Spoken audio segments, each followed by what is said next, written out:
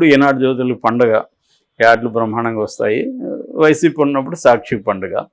So అలాగే ఇప్పుడు రెండు ఫుల్ పేజ్ యాడ్లు వచ్చినప్పుడు చంద్రబాబు ఫోటో ఒకటే ఉంది, కింద పక్కన కానీ ఎక్కడ కానీ పవన్ కళ్యాణ్ ఫోటో లేదు. అంటే ఇది ఇప్పుడు విమర్శలకు దారితీస్తుంది. ఎందుకంటే ఇది సమాచార శాఖ ఇవన్నీ కూడా ఇప్పుడు లోకేష్ చూస్తున్నాడు కాబట్టి లోకేషే కావాలని చంద్రబాబుకి ఫోటో మాత్రం వేశాడు. ఎందుకంటే అధికారులు లోకేష్కి తెలియకుండా అధికారులు ఇలా వేస్తారా, సమాచార శాఖ అధికారులు, అందులో 5 మంది మంత్రులు కమిటీ ఉంది, వాళ్ళందరూ దీన్ని ఓకే చేస్తేనే కదా వెళ్తుంది. యాడ్ అంటే యాడ్ చూసి వీళ్ళకి ఇస్తారు కదా, వాళ్ళు చూసినప్పుడు ఇది ఓకే యాడ్, సెంటెన్స్లు కరెక్ట్గా ఉన్నాయి, ఇవన్నీ చూసుకొని యాడ్ వెళ్తుంది. ఇప్పుడు సెంటెన్స్ చూస్తే కూడా సుప్రభాత సూర్యుడ వందనం, మహోన్నత తేజమా వందనం, ఇట్లాంటివంతా పెట్టారు. ఇవన్నీ వాళ్ళు ఓకే చేస్తేనే కదా వెళ్తాయి. కాబట్టి క్లియర్గా ఇది లోకేష్కి తెలియకుండా జరిగే ప్రసక్తి లేదు. సో లోకేష్ని క్రాస్ చేసి మంత్రులు కానీ లేకపోతే అధికారులు కానీ వెళ్ళరు అనేది ఉంది. సో దానివల్ల జనసేనలో కూడా కొంత అసంతృప్తి ఉందని చెప్తున్నాను. నిన్న కూడా మనం ఒకటి చెప్పుకున్నాం. ఎందుకంటే మంత్రి పదవులు మంచివి ఇవ్వలేదు, సివిల్ సప్లైస్ తర్వాత సినిమాటోగ్రఫీ ఈ 2 ఇచ్చారు. దుర్గేష్కేమో సినిమాటోగ్రఫీ, తర్వాత నాదెండ్ల భాస్కర్కేమో సివిల్ సప్లైస్ ఇచ్చారు. అదేమంత గొప్ప శాఖలు కాదు. రెండోది పవన్ కళ్యాణ్కి కూడా తను ఏం చేస్తున్నాడో ఎవడికి తెలియదు. పేరుకి 5 శాఖలు ఉన్నాయి కానీ పెద్దగా అవి ఇంపాక్ట్ కలిగించేవిగా కనబడలేదు ఇప్పటి వరకు అయితే. సో మరి పవన్ కళ్యాణే అవి కోరుకున్నాడు అని కూడా వినిపిస్తుంది. ఆయనైతే ఎక్కడ నేనే ఇవి కోరుకున్నానని చెప్పలేదు, కానీ పవన్ కళ్యాణ్ కోరుకుంటేనే అవి ఇచ్చారు. జనరల్గా పవన్ కళ్యాణ్కి హోమ్ లాంటిది ఇస్తారు, తన ఎఫెక్ట్ చూపిస్తాడని అనుకున్నారు. ఒక కారణం ఏంటంటే పవన్ కళ్యాణ్కి వ్యవసాయం ఉన్న పర్యావరణం ఉన్న ఇష్టం కాబట్టి ఆ శాఖలు ఇచ్చారు. అట్లాగే సినిమా ఇండస్ట్రీలో పవన్ కళ్యాణ్ ఉంటాడు కాబట్టి ఆ శాఖ కూడా జనసేనకి ఇచ్చారు అన్నది ఒక అభిప్రాయం ఉంది. ఏదేమైనా మంత్రులైతే 3కి ఇచ్చారు. నామినేటెడ్ పదవులు ఇప్పుడు అక్కడే గొడవ వచ్చే అవకాశం ఉంది. చంద్రబాబు కూడా ఉన్న ప్రాబ్లం ఏంటంటే ఆయనకి ఇబ్బందులు ఏంటంటే ఆయన తెలుగుదేశం వాళ్ళే 135 మంది గెలిచారు. సో 5 ఏళ్ళు అధికారం లేదు కాబట్టి చాలామంది అనేక ఇబ్బందులు వైసీపీ నుంచి పడ్డారు, జగన్ నుంచి. సో వాళ్ళందరినీ అకామిడేట్ చేయాలి, మంత్రులుగా అకామిడేట్ చేయలేని పరిస్థితి, ఎందుకంటే లిమిటెడ్ నెంబర్ కాబట్టి. సో ఇప్పుడు నామినేటెడ్ పోస్టులలో అకామిడేట్ చేయాలి వాళ్ళని. అట్లాగే చాలామంది తెలుగుదేశానికి ఫండ్ ఇచ్చి ఆదుకున్న వాళ్ళు ఉంటారు ఈ 5 ఏళ్లలో. సో ఇలా రకరకాల పద్ధతుల్లో తెలుగుదేశానికి పనికొచ్చిన వాళ్ళు, జగన్కి యాంటీగా గట్టిగా పోరాడిన వాళ్ళు, ఆ క్రమంలో ఇబ్బందులు పడిన వాళ్ళు ఉంటారు. ఇప్పుడు జనసేన వాళ్ళు కూడా ఏంటంటే 21 100% స్ట్రైక్ రేట్తో జనసేన గెలిచింది. సో రెండోది ఏంటంటే పవన్ కళ్యాణ్ లేకపోతే అసలు చంద్రబాబు ఈ స్థాయికి వచ్చావడా అన్న ఇది కూడా ఉంది మనకు. అదే అనేకసార్లు చంద్రబాబే కూడా చెప్పాడు. నిజంగా కూడా అదే, ఒకప్పుడు చంద్రబాబు అరెస్ట్ అయినప్పుడు నిజానికి ఒక నిస్తేజం నిర్వేదంలోకి వెళ్ళిపోయారు తెలుగుదేశం. అప్పుడు ఒక ఉత్సాహాన్ని క్రియేట్ చేసింది, మళ్ళీ ఒక బడ్జెట్ తీసుకొచ్చింది పవన్ కళ్యాణ్, ధైర్యం చెప్పి నిలబడ్డం అవన్నీ. సో ఆ రకంగా పవన్ కళ్యాణ్ వల్లనే జగన్ యాంటీ ట్రెండ్ని కూడా బాగా పెంచడంలో పవన్ కళ్యాణ్. ఎందుకంటే చంద్రబాబు మీద ప్రజలకి అంత నమ్మకం లేదు. గతంలో ఆయన అనేకసార్లు హామీలు ఇచ్చి యూటర్న్లు తీసుకుంటున్నాడని. కానీ పవన్ కళ్యాణ్కి అధికారం ఇప్పటివరకు లేదు కాబట్టి పవన్ కళ్యాణ్ నేను హామీ అని ప్రధానికి ఆయన హామీ ఇవ్వడం వల్ల ప్రజల్లో కూడా ఒక ఇది వచ్చింది.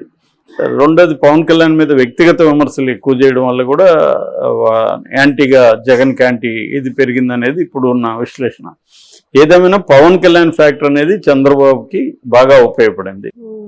ఆ రకంగా చంద్రబాబు వల్ల కూడా పవన్ కళ్యాణ్ కూడా మేలు జరిగింది. లేదంటే ఆయన 10 ఏళ్ళుగా ఆయనే గెలవని పరిస్థితి ఉంటే ఇవాళ ఒక్కసారిగా 21 మంది రావడం, ఆయన ఉప ముఖ్యమంత్రి అయిపోవడం, ఇవన్నీ ఖచ్చితంగా హెల్ప్ అయినాయి. కానీ ఇప్పుడు పదవుల పంపకంలో వీళ్ళకి ఇబ్బంది వచ్చే అవకాశం ఉంది. సో అది జనసేన వాళ్ళు కోరుకున్న స్థాయిలో రాదు. రెండోది ఏమంటే ఉప ముఖ్యమంత్రి అనేది పేరుకే కానీ రాజ్యాంగబద్ధమైన పదవి అయితే కాదు. అదేదో ఊరికే ఉప ముఖ్యమంత్రి అని పేరు చెప్తారు తప్ప మనకి తెలంగాణలో ఇంతకుముందు కానీ ఆంధ్రాలో కానీ జగన్ ఉన్నప్పుడు కానీ ఉప ముఖ్యమంత్రులు అనేది ఎవరో కూడా ఎవరికి తెలియదు, పేర్లు తప్ప.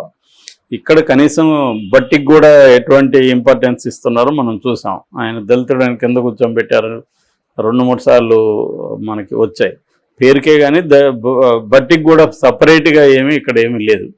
జనరల్గా అంతే, ఉప ముఖ్యమంత్రి అంటే అలాగే ఉంటుంది. కాకపోతే ఇక్కడ ఏంటంటే ముందు నుంచి కూడా బట్టిని ఫోకస్ చేసుకుంటూ వచ్చారు కాంగ్రెస్ వాళ్ళు.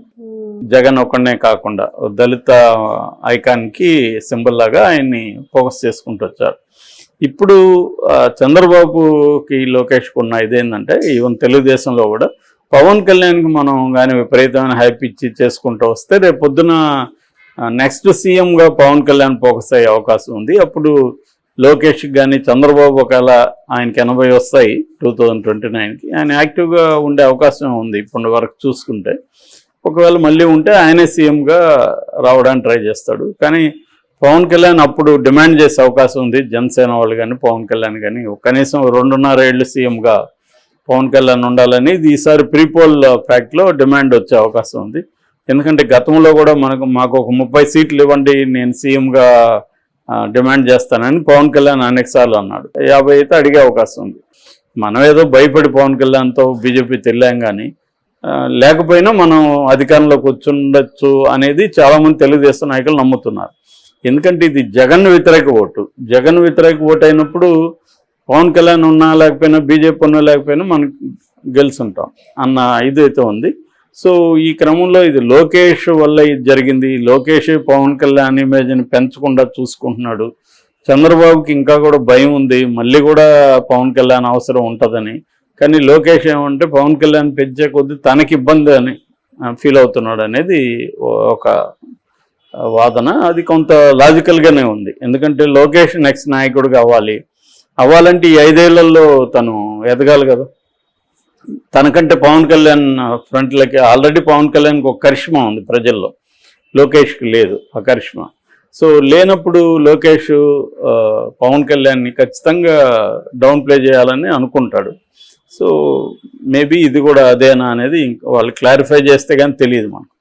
Okay sir, thank you.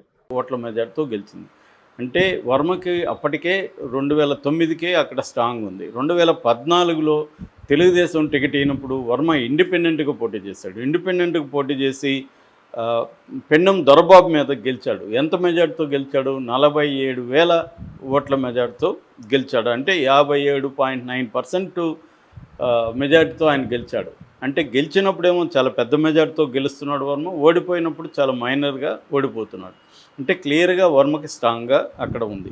దాని తర్వాత మళ్ళీ తెలుగుదేశంలో చేర్చుకున్నారు వీళ్ళు గెలిచిన రెబల్గా ఆయన చేసినాక. తర్వాత 2019లో పెండెం దొరబాబు చేతిలో వర్మ ఓడిపోయాడు. అప్పుడు కూడా ఆయనకి 36.6% ఓట్లు వచ్చాయి. వర్మకి కేవలం 14,000 మెజార్టీతో మాత్రమే పెండెం దొరబాబు గెలిచాడు. అంటే జగన్ వేవ్ ఉన్న సమయంలో కూడా 36% ఓట్లు తెచ్చుకోగలిగాడు వర్మ. ఆ తర్వాత కూడా 2020-21 కరోనా టైంలో కూడా వర్మ ప్రజలతోనే ఉన్నాడు. ఇంట్లో వాళ్ళు వద్దని వారిస్తున్నా కూడా కరోనా టైంలో ఇంట్లో కూర్చోకుండా ఆయన జనంలో ఉంటూ తన హెల్త్ను కూడా పక్కన పెట్టేసి ఆయన ప్రజల్లో ఉంటూ ప్రజలకు ఆహారం ఇతర ఇవి అందించడంలో ఆయన నిమగ్నమయ్యాడు. అందువల్ల ప్రజల్లో ఆయన మంచి ఇదైతే ఉంది. సో మళ్ళీ 2024 వచ్చేసరికి చంద్రబాబు ఆ సీట్ని ఇవ్వాల్సి వచ్చింది. చంద్రబాబు పాయింట్ ఆఫ్ వ్యూలో నుంచి ఏంటంటే పవన్ కళ్యాణ్ తనకి చాలా ఇంపార్టెంట్. చంద్రబాబుకి పవన్ కళ్యాణ్ లేకుండా తను గెలవలేడని చంద్రబాబు నమ్ముతున్నాడు. అది వాస్తవం కూడా, గ్రౌండ్ రియాలిటీ అప్పుడు అలాగే ఉన్నింది. సో ఆ కాంటెక్స్ట్లో పవన్ కోరుకున్న సీటు చంద్రబాబుకి ఇవ్వక తప్పలేదు. అందుకని ఇప్పుడు అక్కడ వర్మ కోఆపరేట్ చేయకపోతే పవన్ ఓడిపోయే అవకాశం ఉంది. పవన్ ఓడిపోతే మళ్ళీ అదొక ఇబ్బంది, మనమే ఓడిచ్చామని కూడా అంటారు. అందుకని వర్మని పవన్ కళ్యాణ్ చంద్రబాబు పిలిచి బొజ్జగించి నీకు ఇవ్వలేకపోతున్నాను, అయితే నువ్వు కోఆపరేట్ చేస్తే నేను నీకు ఫస్ట్ ఎమ్మెల్సీ నీకే ఇస్తానని. వర్మకు కూడా అర్థమైంది, ఒక మనకి తెలుగుదేశానికి చాలా ఇంపార్టెంట్ పవన్ కళ్యాణ్తో పొత్తు. అలాంటి పవన్ కళ్యాణ్ కోరుకున్నప్పుడు మనం త్యాగం చేయక తప్పదని వర్మ కూడా డిసైడ్ అయ్యాడు. అప్పుడే వర్మకు సంబంధించిన మనుషులు చాలామంది వాళ్ళు వ్యతిరేకిస్తూ ఉంటే కూడా వర్మ వాళ్ళందరినీ బుజ్జగించి ఇవన్నీ కాంటెక్స్ట్ చెప్పి చేశాడు. అట్లాగే మీరు ఇక్కడ తిరగాల్సిన అవసరం లేదు, మీరు రాష్ట్రంలో అనేక చోట్ల పర్యటించాల్సిన అవసరం ఉంది కూటమి తరపున, మీరు ఇక్కడికి రాకండి, నేను దగ్గరుండి చేస్తానని వర్మ వాళ్ళ అబ్బాయి అందరూ కలిసి గట్టిగా నిలబడి చేశారు. అప్పుడు కూడా తెలుగుదేశంలో తెలుగుదేశానికి అక్కడున్న జనసేన నాయకుల మధ్య అనేక వైరుధ్యాలు వచ్చాయి. గెలిచిన తర్వాత కూడా వర్మ ఒకరోజు నిరాహార దీక్ష తెచ్చాడు. తన కారు మీద దాడి జరిగింది అని చెప్పి ఇవన్నీ భరిస్తూ వస్తున్నాడు వర్మ. ఇప్పుడేమైందంటే వర్మను వీక్ చేయాలనే ఒక ప్లాను జనసేనలో ఉంది, పవన్ కళ్యాణ్కి ఉంది. అది Pawan Kalyan point of view చూసినప్పుడు ఇందాక చెప్పినట్టుగా అది కరెక్ట్ కూడా. కానీ వర్మ పాయింట్ ఆఫ్ చూసినప్పుడు తను మోసపోయాను, తనకు వెన్నుపోటుకు గురైన అన్న దీంట్లో ఉన్నాడు. సో దీన్ని అలసుగా తీసుకొని ఇప్పుడు ఓపెన్గానే నాగబాబు దగ్గర పవన్ కళ్యాణ్ ఈ మాట చెప్పించాడు.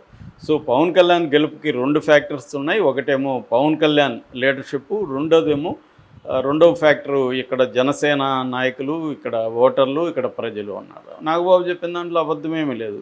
కానీ అసలు ఫ్యాక్టర్ ఆయన మర్చిపోయాడు. అసలు ఫ్యాక్టర్ వర్మ ఫ్యాక్టర్. వర్మనేమో కర్మాన్ని తీసి పడేశాడు. ఈ రెండో ఫ్యాక్టర్, మూడో ఫ్యాక్టర్ని గురించి మాత్రమే ఒకటో ఫ్యాక్టర్, రెండో ఫ్యాక్టర్ అన్నట్టుగా వాటిని చెప్పాడు. అసలు ఫ్యాక్టర్ని పక్కన పెట్టేశాడు.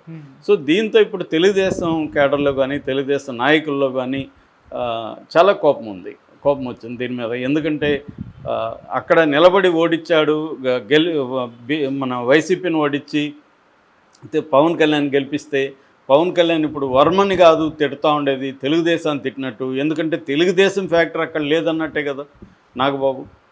వర్మనే కాకుండా తెలుగుదేశం మద్దతు ఏం మాకు లేదు, వాళ్ళు దోహదం చేసినారని అనుకుంటే వాళ్ళ కర్మ అన్నట్టు. ఇక్కడ వర్మని తిట్టినట్టు కాదు, తెలుగుదేశాన్ని తిట్టినట్టు. సో తెలుగుదేశం లేకుండా మేము గెలిచాము, పవన్ కళ్యాణ్ మా కేడరు జనం ఇంతే అన్నట్టుగా ఆయన చెప్పడం అంటే తెలుగుదేశం రోల్ను కూడా తగ్గించినట్టు. దీనికంతటి కారణము చంద్రబాబే. చంద్రబాబు ఇతన్ని వర్మకి ఏ పదవి ఇవ్వకపోవడం వల్లే అలుసైపోయారు అనేది వీళ్ళు చెబుతున్నారు. ఇక పవన్ కళ్యాణ్ ఏమో జనసేనని బలాన్ని పెంచుకోవడం కోసం ఒక పక్క పెండెం దొరబాబుని చేర్చుకున్నాడు, మరోవైపు వంగగీత కూడా చేరబోతుంది.